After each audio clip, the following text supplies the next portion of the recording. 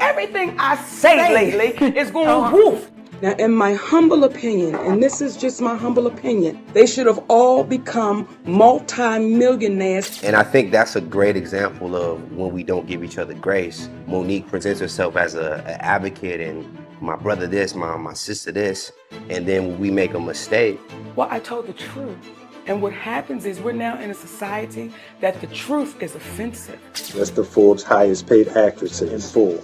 Now, people are saying, how come there are no women of color on this list? If you have been thinking, I wonder what happened with Mo'Nique and Oprah, well, it turns out they still aren't cool with each other. Why? Well, it's a long story. These women have basically been at each other's throats ever since they were colleagues on the 2009 film Precious. One would think that is a long time to bury old wounds, but it seems they are coming back to the surface. So how did this beef even start in the first place? Is Oprah truly as wicked as they say? Find out all the juicy bits in this video. Before you get too excited, remember to show your support by liking this video and subscribing to the channel. Let's get into it. To jog your memory, the famous Precious actress once accused both Oprah Winfrey and Tyler Perry some years back of spreading rumors that she was a handful to work with. This all went down after she decided to skip the whole Oscars campaign circus for the movie. There was an opportunity to appear at the Cannes Film Festival in France, but Mo decided to pass it up.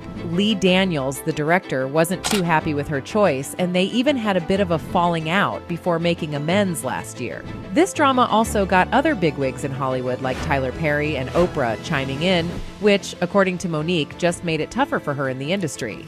All of those women took a stand. And all of those women left here heartbroken, unhealthy, looking at a community saying, y'all know I'm right, but why won't anybody say anything? Mo'Nique laid out her side of the story and why she stuck to her guns back then. In her words, she said to Oprah Winfrey, "Oprah, I'm doing my talk show, going on a comedy tour, and I've got a husband and kids, I've got a little free time, and I plan to enjoy it. I'm not bound by any obligations, I've done my part." So they agreed to disagree, which was it, or so she thought. Next thing she knew, she had been labeled as difficult and a handful by the industry. For any person, that would be the end of their career. That was it for Mo'Nique. There's no coming back from something like that. By then, it was her third marriage, and she had a second set of kids. She had noticed that when actors and entertainers in general give up everything for a shot at Hollywood, they find themselves alone far too often. People will ask me, do you dislike or do you hate Oprah and Tyler and Lee? No. Let me be clear. I love those people. We love those people. My husband and I love, they're our brothers and sisters. And as my husband always say, Mama, we ain't calling nobody out. We simply calling them up to say, listen, let's make our community better by making it right. Not keep running and hiding behind what you consider is your power. She knew the stories that came before her, and she did not want to be like them. Those women not only ended up broke, but they also had broken hearts. They left this world in solitude because they had given their all to an industry that gave them nothing in the end. Mo'Nique then shared how she got a sort of apology from the TV legend in 2014. It happened when they both showed up at a party celebrating Lupita Nyong'o. It was their first time in the same place since Oprah had Mo'Nique's brother and parents on her show a month after Mo'Nique won her Academy Award. On the show, her brother admitted to sexually abusing her during their childhood years. So how did the overwhelming success of Precious come to be? The film in question was marketed as a true indie creation, and they only had $10 million to work with. When Mo'Nique got the chance to play Mary Lee Johnston, the abusive mom, they offered her just $50 grand. But since she was tight with Lee Daniels, she said, "Sure, let's do it." They inked the contracts and the movie was made. Once it hit the screens, it blew up, raking in a cool $63 million with loads of nods, glowing reviews, and applause for the stellar acting. This was a big deal because Black indie films hardly ever get this kind of love. A big part of the success was thanks to Mo'Nique, who used her star power to promote the movie. But when she'd done all the promo work her contract demanded, she started getting calls from Lee Daniels, Tyler Perry, Oprah Winfrey, and Lionsgate. They all wanted her to do more promo, but no one was offering any extra pay. They just wanted her to go abroad and work for free. Well, the issue was when I first said, let's boycott Netflix, I said for gender bias and color bias. Because when Chris Rock and Dave Chappelle received their offers, they were $20 million, and they were very public about the offers.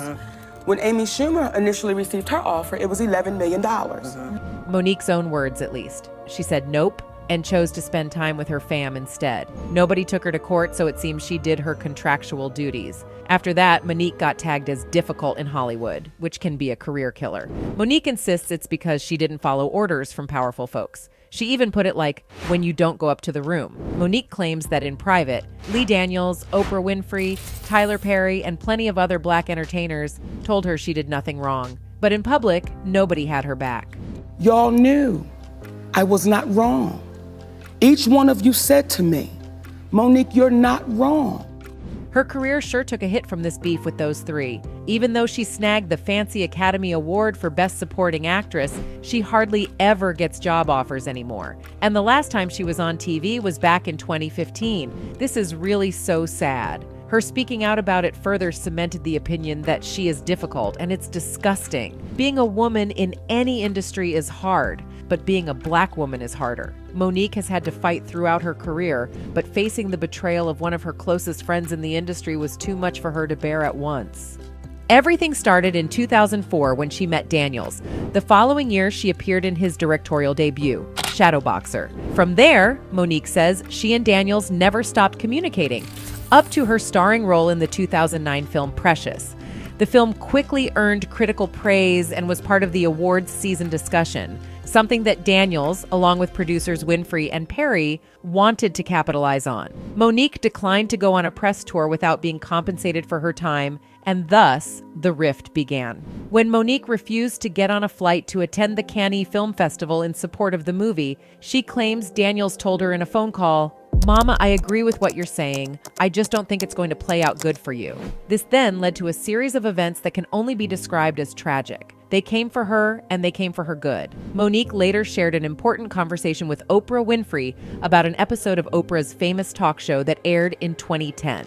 This particular episode featured Mo'Nique's estranged family. Mo'Nique and Oprah had a strained relationship, which was evident when Oprah invited Mo'Nique's estranged family to appear in her show, including Mo's older brother, who had admitted to assaulting her when she was a child. After Mo'Nique won an Oscar that year, Oprah informed her that her brother wanted to be on the show to discuss how parents can protect their children from predators. Oprah also suggested that Mo'Nique should join the show for her brother's apology. Mo'Nique, however, declined, saying, "Oprah, I don't want any part of that." She did allow Oprah to film the episode with her brother, but she later regretted it. Mo'Nique was shocked and upset when she saw that other family members, including her parents and another brother who downplayed the abuse, were also on the show. Before the episode aired, Mo'Nique had even confided into Oprah about her troubled relationship with her mother, and she was disappointed to see her family members on the show for what she believed were financial reasons. The more painful part was that Oprah had also confided in Mo'Nique on that phone call.